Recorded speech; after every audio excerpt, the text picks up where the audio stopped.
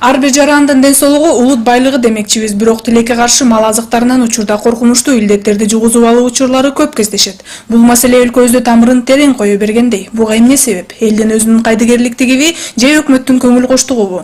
Маселени кабыргасынан коюп, Айыл чарба министрлиги 2008-жылы Дүйнөлүк банктын каржылоосу менен ветеринария тармагына чоң көңүл бөлүүдө. Өлкөбүздө эң эле кооптуу деген ылаң Сибир кулгунасынын 1234 очогу катталган. Бул көрсөткүчтүн негизги бөлүгүн Кыргызстандын түштүк облустары ээлейт. Себеби Сибир жарасын козгогучтары жылуу аймакта тез өөрчүйт. Ал эми Жалал Абад облусунда Сибир кулгунасы менен күрөшүү жолдору кандай жүрүүдө чогуу күбө болсок. Биз азыр Сибир жарасы аныкталган учокто турабыз. Дал ушул жерде өлгөн малдын калдыктары өрттөлүп 3 метр тереңдикте көмүлгөн. Үстүнө бетон бастырылып, темир тор коюлган. Бул коопсуздукту сактоонун эң негизги эрежелери. Себеби Сибир жарасынын козгогучтары 100 жыл бою өз активдүүлүгүн жоготпойт жана дезинфекциялоо каражаттарына өтө туруктуу келет. Сибир кулгунасы өтө кооптуу жыгыштуу илдет. Ооруп өлгөн малдар жана алар көмүлгөн жерлер, жыйналбаган малдын өлүктөрү чоң коркунуч туудурат. Оору ылаңдаган малды сойгондо, терисин сыйрыганда, жүнүн кыркканда жана кайра иштеткенде, мисалы этин жиликтеп бөлүүдө жана пайдаланган буюмдар аркылуу жугат.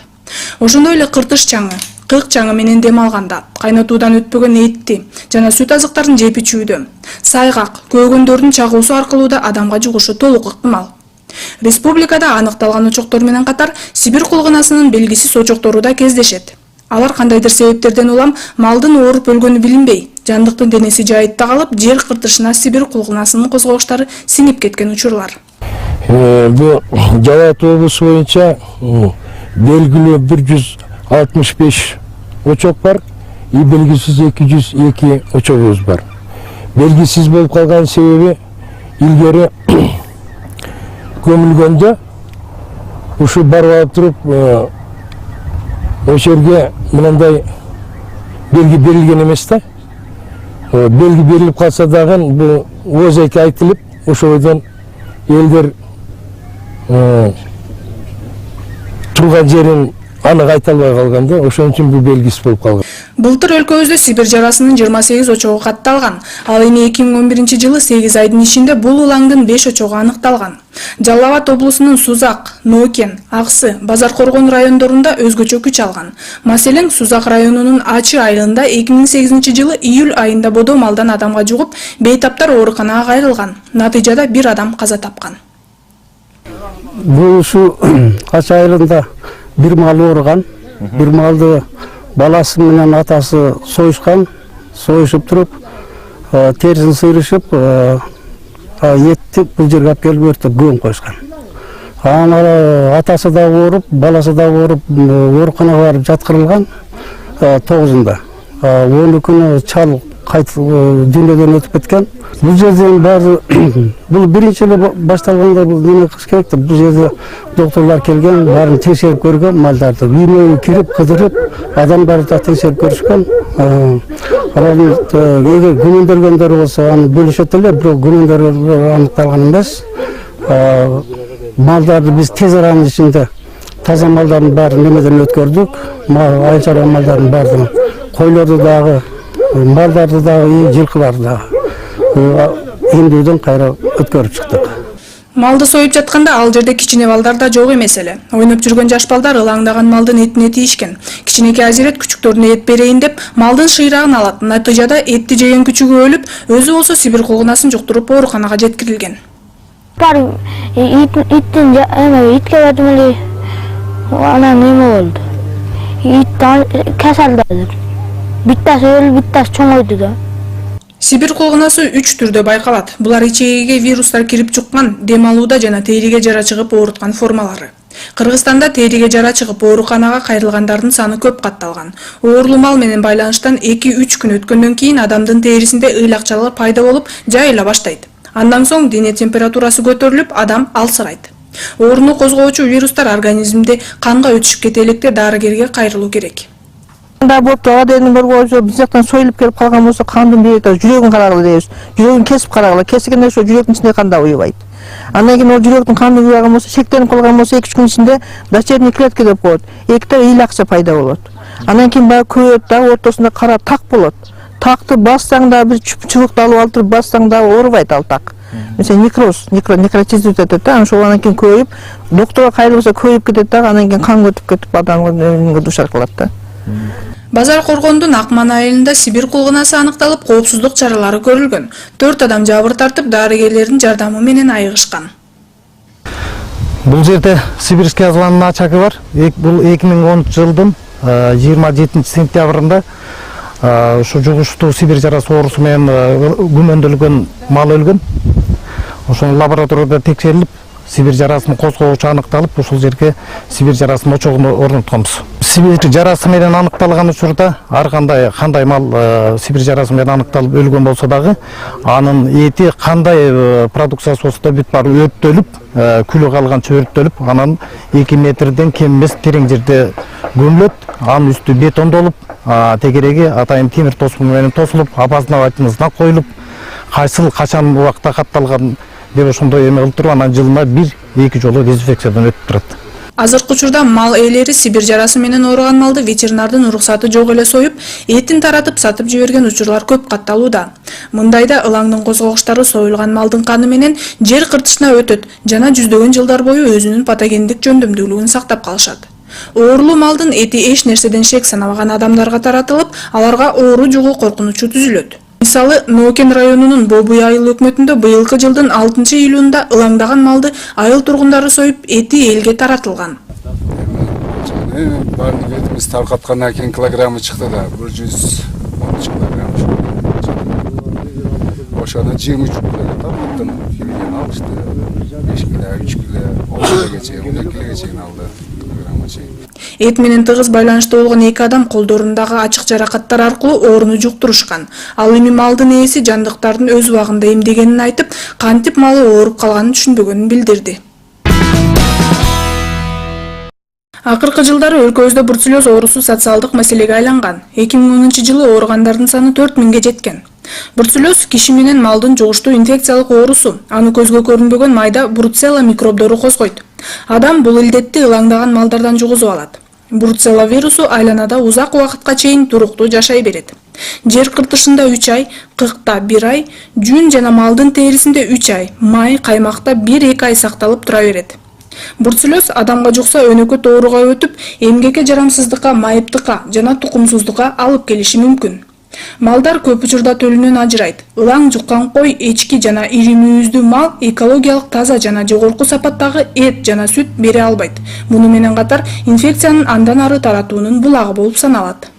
Мал бруцеллезго чалдыкканда табити начарлап, арыктай баштайт. Бул ылаңдын анык көрүнүшү коозу салуу же өлүү тууш. Оорулуу мал бруцелла микробдорунун сүт, туу турчурундагы кан, малдын тоңу, түйүлдүктүн айланасындагы суюктук менен кошо бөлүп чыгарат да, жер кыртышы, чөп, тоют, суу булганып коркунуч жаратат. Адам организмине бруцелла вирустары киргенде дене температурасы көтөрүлүп, улам жогорулайт, чыйрыгып, тер басат. Кыжыры бат келип, муундар жана булчуңдар сыздатып ооруп баштайт. Малды төлдөтүү учурунда атайын кийимди, резина колкап, фартук, өтүк жана дезинфекциялоочу каражаттарды күн мурунтан даярдап алуу керек. Алдын ала малдын чөбүн көмүп сала турганга 1 метрден кем эмес тереңдикти казып коюу абзел. Балдарга жаңы туулган коозу, музоолорду кармоого уруксаат бербөө. Жаңы туулган малды үйгө алып кирбөө. Төлдөтүү учурунда тамеки тартып тамактанбоо. Колду самындап кылдаттык жууш керектелет. Эхинококоз Кыргызстанда кеңири таралган оору. Жыл сайын хирургиялык жол менен 800дөн ашык адам даарыланат. Адамдын боору, өпкөсү жана ички органдарынын былжыр челдери жабыркайт. Эхинококоз бул 2-ден 6 мм чейин чоңдуктагы кичинекей тасма мите курттар жараткан оору. Эхинококк мите курттарды алып жүрүүчүлөр болуп саналган ит, карышкыр, чөө, түлкү сыяктуу жаныбарлардын ичегисинде өсүп өнүгөт. Медициналык статистиканын маалыматы боюнча Кыргызстанда эхинококоз оорусунун деңгээли өсүүдө. Мисалы 2000-жылдан баштап 2013-жылга чейин ооругандардын саны 500дөн 800ге чейин өскөн. Изилдөөлөрдүн негизинде 18% үй иттеринин жана көчөдөгү жолбун иттердин 26% эхинококоз менен ооругандыгы көрсөтүүдө. Үй жандыктарынын ээлери өздөрүнүн жаныбарларына көбүрөөк көңүл бөлүүгө зарыл. Аларды жергиликтүү ветеринардын каттоосуна коюуга, ар бир 3 айда эхинококозго каршы дарылоо тийиш. Ар бир кварталдын башында иттер атайын жерге, агын суудан, чарба курулуштарынан үйдөн алыс жерге байланат. Ветеринарлар эхинококоздун таблеткасын майдаланган этке, нанга аралаштырып, ит мышыкка жегенге беришет. Жаныбарлар 2-3 күн бошотулбай байлоодо болууга тийиш. Ал эми байланган жерди күн сайын тазалап туруу зарыл. Жаныбардын заңы бензиндин же керосиндин жардамы менен өрттөлүп, терең көмүлөт. Дагы бир коркунучтуу зооноздук оору кутурма. Кутурма бул жапайы жаныбарлар карышкыр, түлкү, чөө, келемиш, жарганат жана үй жаныбарлары ит мышыктан жугуучу оору. Өлкөбүздө жырткыч жана үй жаныбарларынын арасында кутурма менен ооруган учурлар жыл сайын катталат. Үй ити бирден бир дал ушул оорунун жуктуруучусу болуп саналат. Жаныбарлардын кыймылынын өзгөрүшү, агрессивдүү болуп же жоошуп калуу. Жаныбарлар суудан, жарыктан коркуп, ээсинин чакырганына келишпей, бушта жашынып калышат. Тамактан баш тартып, жегенге болбогон буюмдарды жеп жута башташат. Тамак жутууда кыйынчылыктын пайда болушу, шилекейдин көп агышы, тынчы кетүүсү жана үнү чыкпай, арткы буттары кыймылга келбей калат. Шарп республикадагы айыл чарба малдарынын арасында кеңири тараган жана кооптуу оорулардын бири. 2007 жылдан тартып Кыргызстанда бул ыланга каршы Азия 1 А жана О тибиндеги вакциналар колдонулуп келет. Бирок эмдөөлөргө карабастан инфекциянын кайрадан жаңы чыгуу опурталы бир топ эле жогору. Анткени ооруп айыккан мал ылаңдын жуктургучу болуп кала берет. Бул көйгөй Шарп боюнча абал жакшы эмес коңшу өлкөлөрдөн малды, мал чарбасынын азыктарын жана тоюттарды мыйзамсыз алып келүүсүнө, ошондой эле жалпы жайыттарда малдын бири-бири менен аралаш багылышына да байланыштуу. Эл арасында кыргын деп аталып жүргөн чыма ылаңы бардык жаштагы кой менен эчкинин айрыкча 18 айга чейинкилерин катуу оорутат. Мүйүздүү бодо мал дагы ооруйт, бирок анын оорусу билинбей өтөт. Вирус кой эчки оорулуу малга контакт болгондо, ошондой эле инфекциялуу тоют, суу, кык, шаймандар адамдын кийими аркылуу жугат. Бул ылаңдан кой чарбасына келген зыян абдан оор. Оорунун биринчи чордонунда малдын өлүмү 100, ал эми оору мурунтан катталып турган аймактарда 50% чейин жетиши мүмкүн. Кыргызстанда 2007 жылдан бери кой эчкилеринин арасында чумага шектүү жапырт ооруган учурлары көп эле кездешип келет. 2011 жылы Бүткүл Улуттар уюмунун азык-түлүк жана айыл чарба уюмунун атайын долбоорунун аркасында жүргүзүлгөн изилдөөлөргө ылайык Кыргызстандын аймагында кой эчкилеринин арасында чума менен ылаңдап айыкканы тууралуу белгилүү болду.